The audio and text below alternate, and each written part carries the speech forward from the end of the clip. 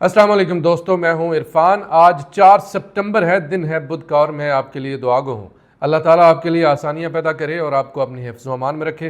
दोस्तों, once again Hezbollah ने बहुत बड़े बड़े हमले किए हैं और बड़े ख़तरनाक और खौफनाक हमले किए हैं।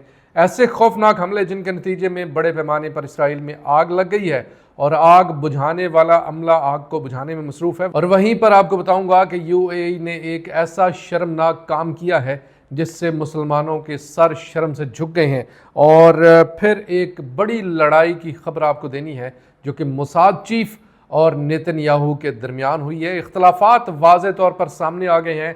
एक तरफ इस्तीफ़े पे इस्तीफ़े आ रहे हैं। आपको मैंने बताया पिछले वीलॉग में कि कौन कौन इस्तीफ़ा दे चुका है, किस किस का इस्तीफ़ा रेडी है, और साथ ही साथ आपको बताएंगे कि अमेरिका की छाती पर मोंग दल दी है वंस अगेन ईरान ने।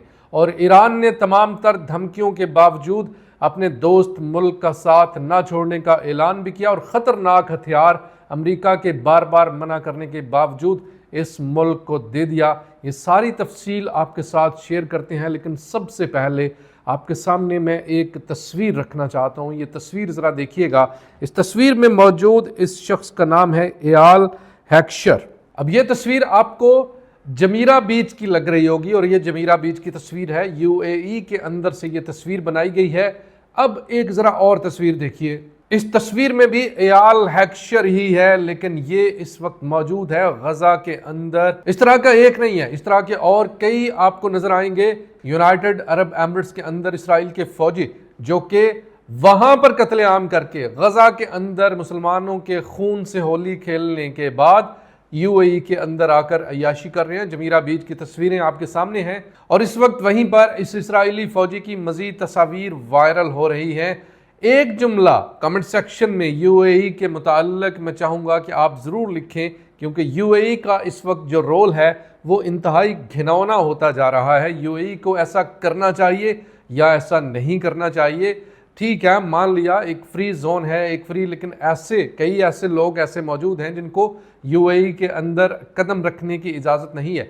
लेकिन ये एक तरफ गजा के अंदर मुसलमानों के खून से होली खेलने के बाद यूएई के अंदर आकर रिलैक्स हो रहा है। और दोस्तों, हिजबुल्लाह ने 25 अगस्त के बाद, 25 अगस्त वो दिन था जब हिजबुल्लाह ने एक तारीखी हमला किया, जब 340 रॉकेट दागे इसराइल के ऊपर। 25 अगस्त से लेकर अब तक का सबसे खतरनाक हमला कर दिया है हिजबुल्लाह ने बहुत सारे इलाकों को अपना शिकार बनाया है। बहुत सारे नॉर्दर्न इसराइल के ऐसे साइट्स जिनको हिजबुल्लाह ने शिकार बनाया है। वो तमाम तफासिल जो मैं पिछले वीलॉग में बता चुका हूं वो अलग है। ये जो मैं अभी बताने लगा हूं ये ताज़ा तरीन है, अपडेटेड है। और यहाँ पर आपको मैं बताऊंगा कि ख़ास कर जो इलाके इसका शिकार बने हैं उनमें गलीली पैन हैंडल, इसके अलावा किरियात शमूना को एक बार फिर से निशाना बनाया गया है। किरियात शमूना में कई घर तबाह हो गए हैं और किरियात शमूना के अंदर जो इसराइली आर्मी की जो बेसिस थी, इसराइली आर्मी के जो ठिकाने थे, उनको खास कर निशाना बनाया गया है। इसराइली आर्मी करती क्या है? इसराइली आर्मी अब अपनी बेसिस के अंदर रहने की बजाय अब जो सिविलियंस के घर होते हैं उनको महफूज तस्वर करते हुए वहां पर जा घुसती है, लेकिन हिजबुल्लाह ने उनको भी नहीं छोड़ा। इसके अलावा जो ख़ास इतलाआत हैं वो ये हैं कि बैत हिलल और तिल हई में सायरन की आवाज़ गूंज रही है और बैत हिलल में भी रॉकेटों के और जो ड्रोन्स हैं उनके हमलों की इतलाआत हैं। वहीं पर आपको बताऊं कि इन हमलों के नतीजे में नॉर्दर्न इसराइल में आईडीएफ खुद तस्लीम कर रही है। इसराइल का अपना मीडिया खुद ये बात तस्लीम कर रहा है। बहुत बड़े पैमाने पर आग लग चुकी है और आग बुझाने वाला अमला आग को बुझाने में मसरूफ़ है और वहीं पर हिजबुल्लाह अपने हमले नहीं रोक रहा। हो सकता है जब मैं नेक्स्ट वीलॉग करूं तो उसमें हिजबुल्लाह के मजीद ताज़ा तरीन हमलों की दास्तान मुझे सुनानी पड़ जाए। लबनान के अंदर हिजबुल्लाह के रॉकेट लॉन्चर्स को निशाना बनाने का दावा किया इसराइल की आर्मी ने, लेकिन ये दावा सच्चा है या झूठा है कता नजर इसके। लेकिन हिजबुल्लाह ने सचमुच ऐसा खतरनाक हमला किया है कि इसराइल का मीडिया पूरी तरह से तिलमिला रहा है। और ताज़ा तरीन और अहम तरीन डेवलपमेंट आपके साथ शेयर करता हूं। मोसाद चीफ डेविड बर्निया और नेतन्याहू आमने सामने आ चुके हैं और खुलकर एक दूसरे से इख्तलाफात का इजहार भी कर रहे हैं। और मोसाद चीफ ने वाज़े तौर पर कहा है, बाईपास करते हुए नेतन्याहू को, जो मीडिएटर्स थे میڈیٹرز کو کہہ دیا ہے کہ ہمیں یہ شرط منظور ہے، فلاڈلفی کوریڈور ہمیں نہیں چاہیے، اور نیتن یاہو کے بیان کے باوجود، نیتن یاہو نے منڈے کو یہ بیان دیا تھا کہ نہیں فلاڈلفی کوریڈور ہمیں ہر صورت میں چاہیے، لیکن اس کے بعد کیا ہوا؟ اس کے بعد 6 لاشیں سامنے آئیں یرغمالیوں کی، اور اس کے بعد ایک جو اہم ترین اطلاع سامنے آئی وہ یہ آئی کہ ڈیوڈ برنیا نے نیتن یاہو کو بائی پاس کرتے ہوئے واضح طور پر کہہ دیا ہے کہ ہم فلاڈلفی کوریڈور سے اپنی فوجیں ہٹانے کے لیے راضی ہیں۔ بعد میں نیتن یاہو نے بھی اس پر آمادگی کا اظہار کر دیا ہے، لیکن ابھی تک معاملہ بیچ میں لٹکا ہوا ہے۔ اب یہاں پر جو میڈیا کو چیز بتائی جا رہی ہے، کیونکہ اتنا بڑا جو ایک اختلاف ہے اس کو سامنے آنے کے بعد اس کو جسٹیفیکیشن چاہیے تھی، تو میڈیا کو یہ بتایا جا رہا ہے کہ نیتن یاہو کی منڈے کی کانفرنس سے پہلے، کئی گھنٹے پہلے ہی یہ مسودہ، یہ تجویز جو میڈیٹرز ہیں ان کو دی جا چکی تھی۔ میڈیٹرز نے اس پر اطمینان کا اظہار کیا، اور میڈیٹرز نے کہا ہے کہ ہو سکتا ہے کہ یہ چیز یعنی فلاڈلفی کوریڈور سے جو فوجیں ہٹانے کا معاملہ ہے اس کی وجہ سے ہو سکتا ہے کہ ڈیل طے ہو جائے، ہاسٹیجز کی جو ڈیل ہے وہ ہو سکتا ہے کہ طے ہو جائے۔ اور فلاڈلفی کے معاملے پر ہی 2 اہم ترین امریکی اتحادی جو کہ عرب ممالک ہیں ان کے سخت ترین بیانات سامنے آ گئے ہیں۔ MBS یعنی محمد بن سلیمان اور مصر کے صدر عبد الفتاح السیسی، ان دونوں نے ناراضگی کا، شدید غصے کا، اور یہاں تک کہ مذمت بھی کر ڈالی ہے نیتن یاہو کے اس بیان کی کہ وہ فلاڈلفی کوریڈور سے اپنی فوجیں نہیں ہٹائے گا۔ اب یہاں پر مذمت کیوں کی گئی ہے؟ اس کا تعلق فلسطین سے ہرگز نہیں ہے۔ فلسطین، ان کو بالکل آپ بھول جائیں کہ فلسطین کی حمایت میں یہ بات کر رہے ہیں۔ ان کو اگلی چیز جو نظر آ رہی ہے، خاص کر مصر کو جو چیز نظر آ رہی ہے وہ یہ نظر آ رہا ہے کہ فلاڈلفی کوریڈور پر اسرائیل کی فوجوں کی موجودگی کا مطلب ہے کہ اگلا شکار بنے گا مصر، اور مصر وہ دن دور نہیں ہے جب مصر بھی اسی طرح سے بالکل مکمل طور پر اسرائیل کے قبضے میں ہوگا، جس طرح اسرائیل نے اس وقت غزہ کے اندر دھاوا بولا ہے، جس طرح اس وقت ویسٹ بینک کے اندر دھاوا بولا ہے۔ ویسٹ بینک کے اندر صرف یہ بات نہیں ہے کہ ویسٹ بینک کے اندر کچھ لوگوں کو، کچھ مجاہدین کو اس نے شہید کرنا ہے، نہیں، وہاں کا انفراسٹرکچر بری طرح سے تباہ کیا جا رہا ہے۔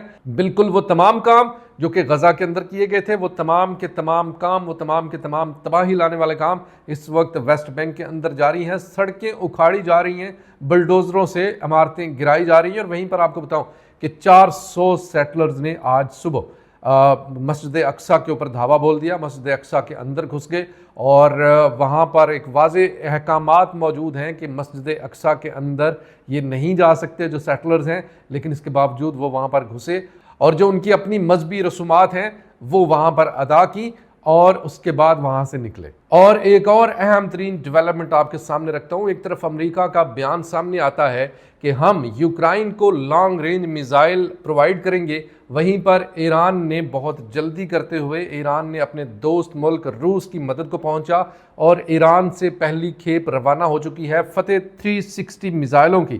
اور یہاں پر میں آپ کے سامنے ایک تقابل کرنا چاہتا ہوں اس ہتھیار کے ساتھ جو کہ آلریڈی امریکہ یوکرائن کو دے چکا ہے، اس کا نام ہے ہیمارس۔ ہیمارس ایک خطرناک میزائل ہے، لیکن اب ایران نے اس سے بڑھ کر ایک زبردست اور خطرناک ترین ہتھیار پرووائڈ کر دیا ہے روس کو۔ ہیمارس اور فتح 360 کا تھوڑا سا تقابل سن لیجئے۔ جو ہیمارس ہے جو کہ امریکن ہے وہ 90 kg تک وار ہیڈ لے کر جا سکتا ہے، لیکن ایرانی میزائل اس سے کہیں بہتر ہے۔ ایرانی فتح 360 150 kg تک وار ہیڈ لے کر جا سکتا ہے۔ اس کی رینج جو ہے یہ شارٹ رینج کا میزائل ہے، 70 کلومیٹر تک یہ مار کر سکتا ہے جو ہیمارس ہے، لیکن وہیں پر اگر دیکھیں فتح 360 کو تو فتح 360 100 کلومیٹر تک اس کی رینج ہے، اور اس کی سپیڈ کی اگر بات کی جائے تو ہیمارس 2.5 میک 2.5 اس کی سپیڈ ہے، اور وہیں پر جو فتح 360 ہے اس کی سپیڈ ہے میک 4۔ اور ایک ڈیولپمنٹ پوری دنیا سے جو فلسطین کو اس وقت حمایت مل رہی ہے، جاپان بھی ان ممالک میں شامل ہے۔ جاپان کے ایک ڈائریکٹر ہیں جن کا نام نیو سارا ہے، انہوں نے کفایہ پہن لیا، خاص وہ لباس جو کہ فلسطین پہنتا ہے، فلسطین کے مجاہدین پہنتے ہیں، انہوں نے فلسطین کی حمایت کرتے ہوئے انہوں نے کفایہ پہن لیا۔ اور یہ ویڈیو آپ کے سامنے ہے، وینس انٹرنیشنل فلم فیسٹیول کا موقع ہے، اور یہاں پر جاپانی فلم ڈائریکٹر کفایہ میں ملبوس ہیں۔ اور ایک اور اہم ترین ڈیولپمنٹ جو کہ گیم چینجر ہو سکتی ہے، یوکرائن کی تمام کابینہ، تقریباً تمام کابینہ، اہم ترین منسٹرز تمام کے تمام اس وقت انہوں نے यूक्रेन के सदर ज़ेलेंस्की का साथ छोड़ने का ऐलान कर दिया। इसका वाज़ेह मतलब ये बनता है कि ये तमाम की तमाम काबीना नेटो और अमेरिका की उन तमाम पॉलिसियों से इख्तलाफ रखती है जो कि इस वक्त ज़ेलेंस्की अपनाए हुए है, क्योंकि ये तमाम की तमाम काबीना अपने इस्तीफ़े ज़ेलेंस्की के मुंह पर मारकर अपने घर जाकर बैठ गए हैं। और इसका वाक़या, इसका सबसे बड़ी जो रीज़न बनी है, दो वाक़यात इसकी रीज़न बनी है। एक तो कुर्स्क डिवीज़न का मैंने आपको बताना है कि जो लेटेस्ट आदाद शुमार हैं वो इंतहाई खौफनाक हैं। 9,300 यूक्रानी फ़ौजी, जिनमें बेशुमार दूसरे ममालिक के फ़ौजी हैं, जिनमें बरतानिया के हैं, जिनमें अमेरिका के हैं, जिनमें जर्मनी के हैं, ये तमाम फ़ौजी वहाँ पर मारे गए हैं। और दूसरा वाक़या जो कि इन तमाम इस्तीफ़ों की रीज़न बनी है वो आज होने वाला वाक़या, जो कि पोल्टोवा के इलाके में एक बहुत बड़ा हमला था रूस का, जिसकी वजह से कम अज़ कम 600 से 700 जो यूक्राइनी फ़ौजी हैं वो लुक़मा अजल बने हैं। और ये तमाम तर अपडेट्स बड़ी तेज़ी के साथ आगे बढ़ रही हैं। दोस्तों, ये थी इस वक्त तक की अहम तरीन और ताज़ा तरीन डेवलपमेंट्स, इसराइल पैलेस्टाइन जंग, दुनिया भर से अहम तरीन खबरों के मुतल्लिक। वीडियो कैसी लगी कमेंट सेक्शन में राय का इजहार ज़रूर कीजिएगा और वीडियो को ज़्यादा से ज़्यादा ग्रुप्स में हर जगह पर शेयर करना मत भूलिएगा। वहीं पर हमारे चैनल को सब्सक्राइब करना भी मत भूलिएगा। खुदा हाफिज़।